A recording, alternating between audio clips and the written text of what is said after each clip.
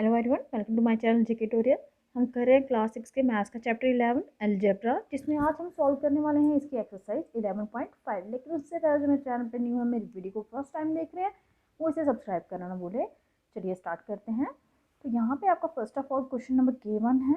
Identify करना है कौन सा ऑपरेशन जो है यूज़ किया गया है इन स्टेटमेंट को एक्सप्रेस करने के लिए। ठीक है, और आपने इन स्टेटमेंट को एक्सप्रेस करना किस फॉर्म में है? अलजेब्रिक एक्सप्रेशन की फॉर्म में। आपको यहाँ पे स्टेटमेंट दी गई है, आपने इनकी अलजेब्रिक एक्सप्रेशन भी बनानी है और साथ में ये भी बताना है कि कौन सा ऑपरेशन जो है यूज़ किया गया है। चलिए करते हैं, चलिए देखते हैं। फर्स्ट ऑफ ऑल है आपका क्वेश्चन नंबर 1 के ए पार्ट में दिया गया है 1/3 ऑफ ए नंबर। तो जब आप इसका सोल्यूशन करेंगे तो यहाँ पे अलजेब्रिक एक्सप्रेशन को मैं शॉर्ट में लिख रही हूँ AE। यहाँ पे देखिए अलजेब्रिक एक्सप्रेशन कैसे बनानी है, 1/3 को आप कैसे लिखते हैं 1/3 ऑफ ए। ऑफ का मतलब मल्टीप्लाई, किसी नंबर का, नंबर हमें नहीं पता, ये आ गया x। तो जब आप इसको मल्टीप्लाई करेंगे ये आपका आ गया x/3, 1/3 किसी नंबर का। ये आपकी अलजेब्रिक एक्सप्रेशन बन गई। एंड ऑपरेशन यूज्ड, यहाँ पे हमारा कौन सा ऑपरेशन यूज़ किया गया था? आपको पता हमारे मैथमेटिक्स में 4 फंडामेंटल ऑपरेशंस हैं, addition, multiplication, subtraction and division. यहाँ पे कौन सा ऑपरेशन यूज़ किया गया था? मल्टीप्लिकेशन का। तो आप लिखेंगे ऑपरेशन यूज्ड इज मल्टीप्लिकेशन। इसी तरह से हम शॉर्ट फॉर्म में इसको नेक्स्ट में लिखेंगे। देखिए यहाँ पे दिए गए बी पार्ट में 5 टाइम्स इन नंबर। तो आपको अलजेब्रिक एक्सप्रेशन क्या आएगी आपकी इसकी? ये आता है आपका 5 टाइम्स का मतलब मल्टीप्लाई किसी नंबर का। ये आपका आ गया 5x। And operation used, OU short में लिख रही हूँ। ऑपरेशन यूज्ड, कौन सा ऑपरेशन यहाँ पे यूज़ किया गया है? मल्टीप्लिकेशन का। यहाँ पे भी मल्टीप्लिकेशन हुई है, तो यहाँ पे आएगा आपका कौन सा ऑपरेशन है? मल्टीप्लिकेशन। उसी तरह यहाँ पे देखिए सी पार्ट में, ए नंबर डिक्रीज बाय 7। कोई नंबर है, ये आ गया नंबर डिक्रीज हो रहा है, कम हो रहा है। जब इंक्रीज होता है प्लस होता है, जब डिक्रीज होता है माइनस होता है। ये आपका आ गया माइनस, कितना कम हो रहा है? 7। अब यहाँ पे ये आपकी अलजेब्रिक एक्सप्रेशन हो गई। लेकिन यहाँ पे ऑपरेशन कौन सा यूज़ किया गया है? डिक्रीज वाला। डिक्रीज के लिए हमने कौन सा साइन लगाया है? माइनस का, मीन सब्ट्रैक्शन। तो यहाँ पे आप लिखेंगे operation use equals to subtraction. Next आपका डी पार्ट है, A number increased by 2। A number increased, decrease और इंक्रीज एक दूसरे के अपोजिट होते हैं। इंक्रीज्ड बाय 2 मीन्स कोई नंबर है वो इंक्रीज हो रहा है, बढ़ रहा है, तो प्लस करोगे बाय 2। यहाँ पे हमने जो ऑपरेशन यूज़ किया है वो आपका कौन सा है? एडिशन का। तो आप लिखेंगे operation used equals to addition. इस तरह से आपने जो K1 क्वेश्चन है सॉल्व करना है। अभी इसका नेक्स्ट E और F पार्ट भी है। नेक्स्ट देखिए E पार्ट में आपको दिया गया है 35 लेस देन ए नंबर। कोई नंबर है उसमें से 35 लेस, कम कर रहे हो, लेस कर रहे हो, माइनस में आएगा। ऑपरेशन कौन सा यूज़ किया गया है यहाँ पे? सब्ट्रैक्शन। नेक्स्ट F पार्ट है, quotient of A number and 2। कोई नंबर और 2 का कोशेंट, जिस नंबर को अभी 2 से डिवाइड करोगे तभी तो कोशेंट आएगा।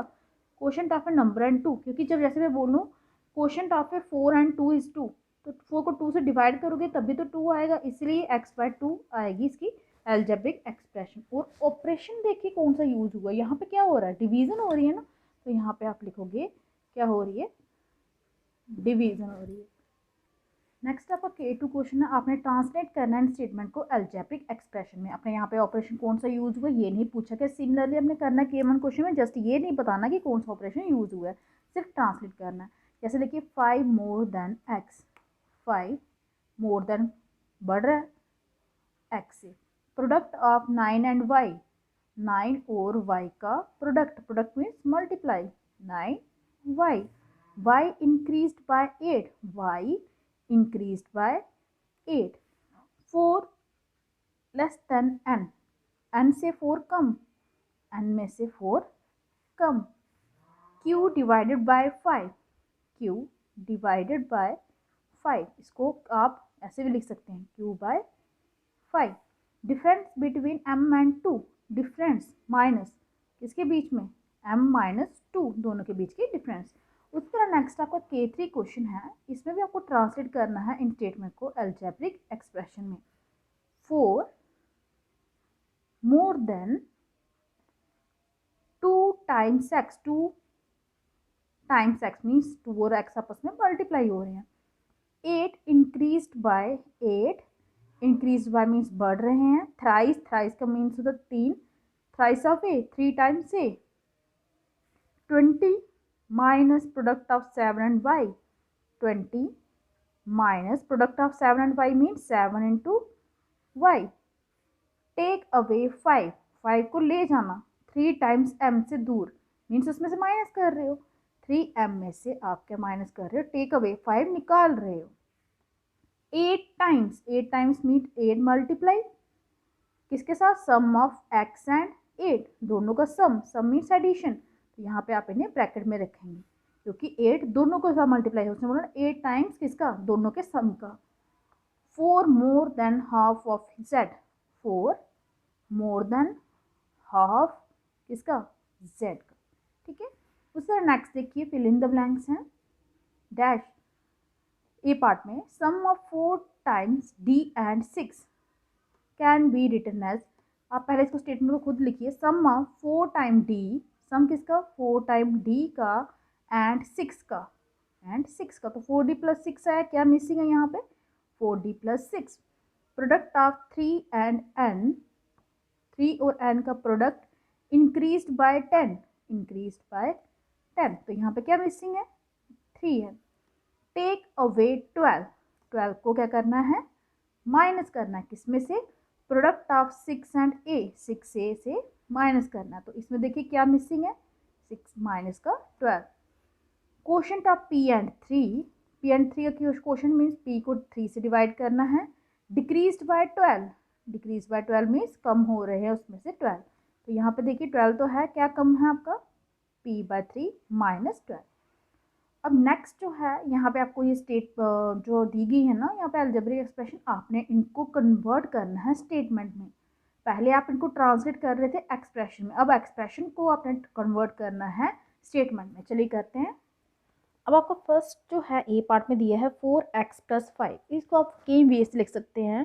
4 time the number increased bye 5, जब 4 टाइम x इंक्रीज बाय 5, जहाँ आप ऐसे भी लिख सकते हैं जैसे मैं कर रही हूँ, सिंपल आप किसी भी वे से लिख सकते हैं। 5 मोर देन, क्योंकि 5 में ऐड हो रहा है क्या, 4 टाइम x, 4 टाइम्स x, यहाँ पे x दिया है तो हम x ही लेके चल रहे हैं।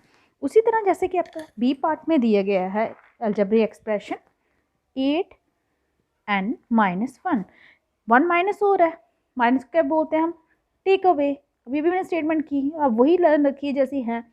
टेक अवे, किसको अवे निकालना हमने, 1 को, फ्रॉम किस में से, 8 टाइम्स n, ठीक है, जैसे सिंपल जैसे अभी भी आपने की है। जैसे कि नेक्स्ट दिया है a बाय 3 आपका प्लस 2। अब ये जो a बाय 3 को हम कैसे लिख सकते हैं, जो हम स्टेटमेंट अभी भी रीड की है, the quotient of a and 3, the quotient of a and 3 क्या हो रहा है, इंक्रीज हो रहा है, इंक्रीज्ड बाय कितना इंक्रीज हो रहा है, 2।